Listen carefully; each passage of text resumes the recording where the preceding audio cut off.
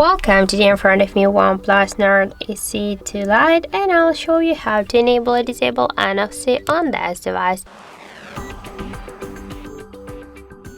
So let's just first open the settings application, and after that tap to the connection and sharing. Here you will see the NFC section. Click here once, and now we can see here that switcher. Just to turn on the NFC, click once here on the switcher, and to turn it off, click on the switcher again. Also we can here switch the Google Pay app, so you can switch the payment method if you want. I have no just more apps to do that, so I'll stay with the Google Pay. And also we have the second way how we can activate or turn off the NFC. So first open the notification panel, and somewhere here you should find the NFC icon. In my case it's here.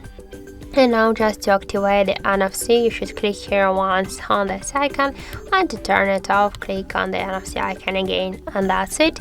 So thank you for watching, and if you find this video helpful, don't forget to leave a like, comment, and to subscribe our channel.